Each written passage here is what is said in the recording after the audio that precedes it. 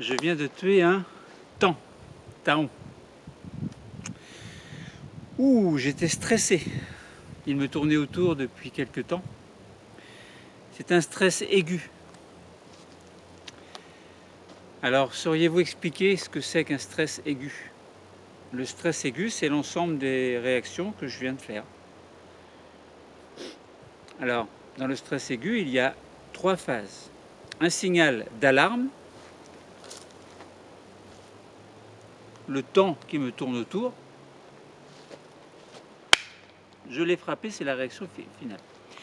Mais il y a, après la phase d'alarme, signal d'alerte en fait, capté par les organes des sens, l'oreille, j'écoute le temps qui tourne autour de moi, qui essaie de se poser pour me piquer, pas me piquer, mais manger en fait. Il veut manger sur ma peau, peut-être prendre un petit peu de sang.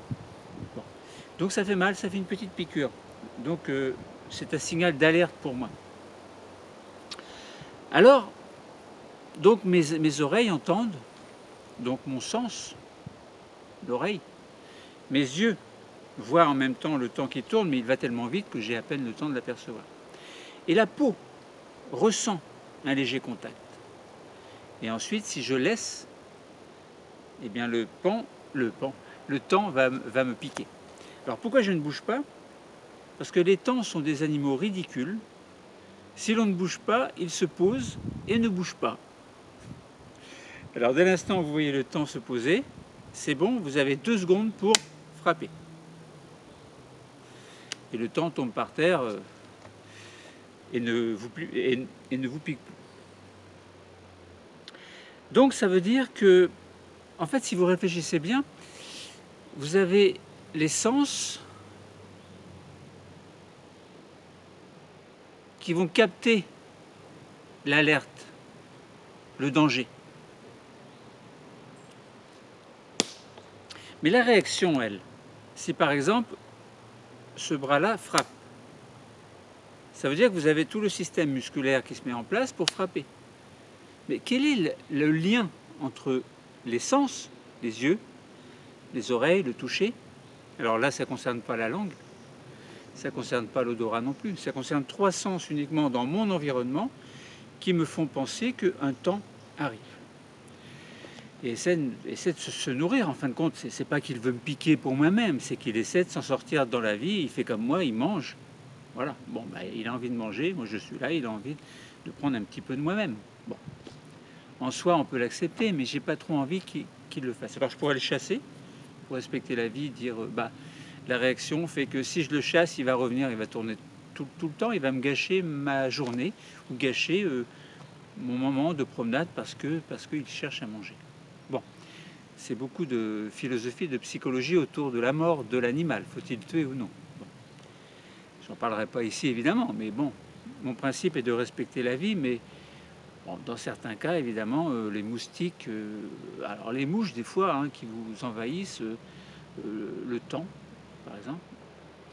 Bref, donc entre ces organes des sens et puis l'instant où je vais frapper, il se passe toute une chronologie d'événements qui vont passer déjà par une intégration. C'est quoi une intégration? Eh bien, c'est le cerveau qui fait l'analyse de la situation et va engendrer un ensemble de réactions, entre guillemets, donc sous forme de messages nerveux, pour faire en sorte que je réagisse et que dès l'instant où je vois le temps qui est posé, tout de suite la réaction spontanée, donc je frappe et le temps est mort. Le temps est mort.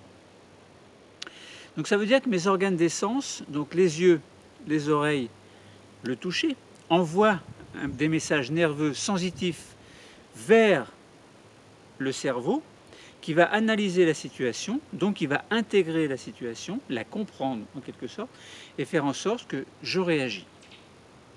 Voilà. Alors, le cerveau, c'est compliqué.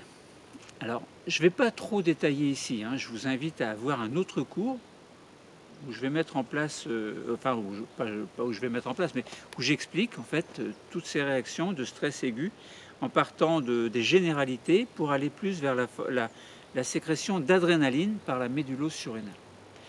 Et donc,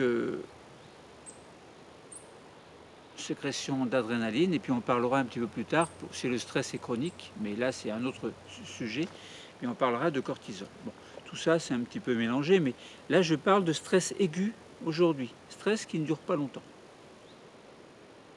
Donc on va dire que mon cerveau, alors qui fait intervenir quoi? L'hypothalamus? Peut-être. Peut-être l'hypothalamus. L'hypophyse? Peut-être. Pourquoi pas? On peut l'imaginer si on ne sait pas. Donc là, je vous pose la question, évidemment. Essayez de faire des recherches en parallèle. Donc qu'est-ce qui va réagir? On sait bien que mon cerveau intègre les informations.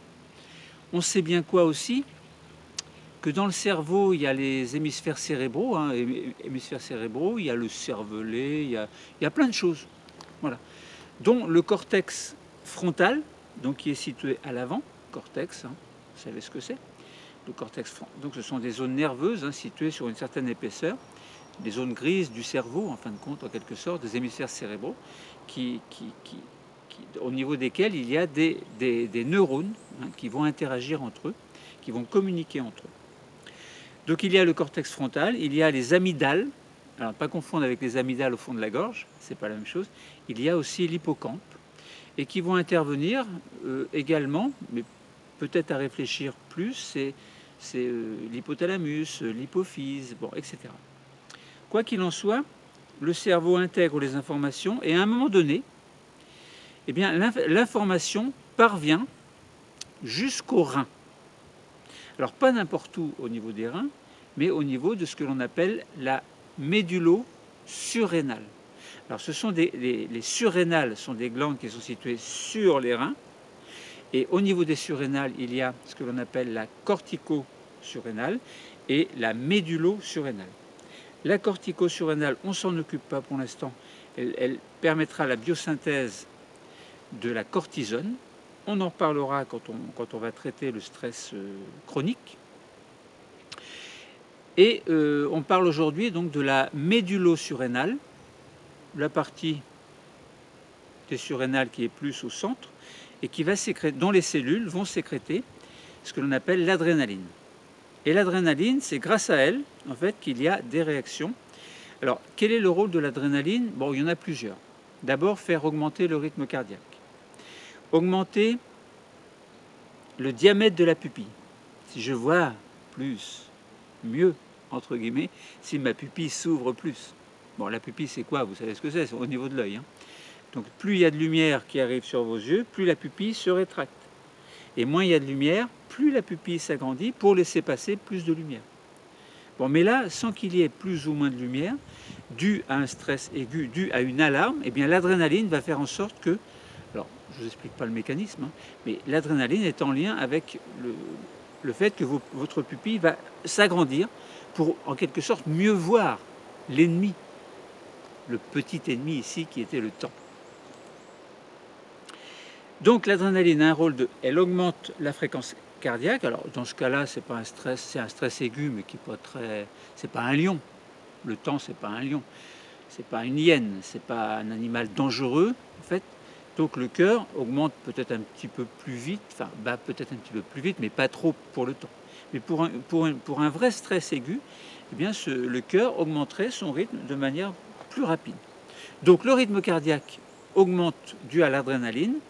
On a dit la pupille se dilate, les deux pupilles se dilatent plus. La gorge va s'élargir, les narines vont s'élargir. La gorge va s'élargir pour expulser un cri. Lorsque le stress il est aigu et spontané et puis vraiment imprévu, parce que là je prévoyais un petit peu le temps qui tourne, mais lorsque le danger est vraiment imprévu, eh bien ça veut dire que vous allez pouvoir vous mettre à crier, à hurler. C'est dû à l'adrénaline. Et puis vous avez les narines qui se dilatent pour faire entrer plus d'air dans les poumons. Donc ça veut dire que le rythme respiratoire en parallèle va augmenter. Donc rythme respiratoire augmente, le rythme cardiaque augmente. Pourquoi à votre avis? Et on remarquerait également que le taux de glucose augmente. Et c'est bizarre, c'est quoi le lien entre le rythme cardiaque, le rythme respiratoire et le fait que le glucose, beaucoup plus de glucose, soit émis dans l'organisme? Eh bien pourquoi à votre avis? Eh bien c'est très simple. Quel est le rôle? Alors il faut savoir que dans le rythme respiratoire, il y a de l'air qui passe dans les poumons. Dans l'air, il y a du dioxygène qui va passer dans le sang, donc à travers les capillaires sanguins. Donc il y a des petits capillaires autour des alvéoles pulmonaires. Et le dioxygène passe, donc traverse la paroi des alvéoles pulmonaires, traverse la paroi des petits capillaires sanguins, et ce dioxygène va se retrouver dans le sang. Et ce sang circule plus vite, puisque le rythme cardiaque accélère sous l'action de l'adrénaline. Donc ça veut dire que plus de sang arrive plus vite au niveau des muscles, par exemple au niveau de mon biceps ici, et au niveau des muscles du bras qui vont faire que je vais frapper. Bon, mais pourquoi est-ce que je frappe? Parce qu'il faut qu'il y ait de l'énergie en plus pour permettre à mon bras, donc aux muscles des bras, de réagir plus vite. Donc on sait que beaucoup d'oxygène arrive aux muscles, puisque le rythme respiratoire augmente, et que le rythme respiratoire augmente, mais que le rythme cardiaque augmente également, pour faire arriver plus vite plus de dioxygène au niveau de mon muscle qui doit réagir pour anéantir, pour frapper en tout cas, sur le temps. Donc là, on voit bien que plus de dioxygène arrive plus vite au muscle. Oui, mais pour que le muscle se contracte, il faut qu'il y ait de l'ATP. L'ATP, c'est quoi? C'est adénosine triphosphate. Bon, voilà. Autrement dit, c'est une molécule qui peut produire de l'énergie dont les muscles ont besoin pour réagir, pour frapper. Mais il manque, enfin, qu'est-ce qu'il manque pour que le dioxygène fasse son action dans le rôle de fabriquer de l'énergie, entre guillemets? Bien, il manque le glucose. Tout à l'heure, je vous ai dit que plus de glucose arrive dans le sang, donc la glycémie augmente. Donc ça veut dire que comme également le cœur va plus vite, le rythme cardiaque est plus rapide, ça veut dire que plus de glucose arrive plus vite dans les muscles également. Donc ça veut dire que dans les muscles, on peut avoir l'oxydation du glucose de manière beaucoup plus intense, en grande quantité, au niveau des fibres musculaires qui vont toutes se contracter en même temps et réagir très vite pour faire en sorte que mon bras réagisse très vite pour éliminer le temps. Voilà, donc vous avez compris qu'on peut raisonner de différentes façons concernant le stress aigu. Vous avez des petits stress aigus, vous avez des stress beaucoup plus importants. Celui-ci, bon, n'était pas un stress très très important, mais n'empêche que j'ai pas envie que le temps me pique. Qu'est-ce que vous en pensez? Allez, il est temps que j'aille me promener ailleurs. À très bientôt, le cours est terminé. Merci. Alors c'est pas vraiment un cours, hein, c'est une petite explication bien sympathique. À plus tard, mais travaillez sur le rythme chronique. Je vous interrogerai peut-être un jour.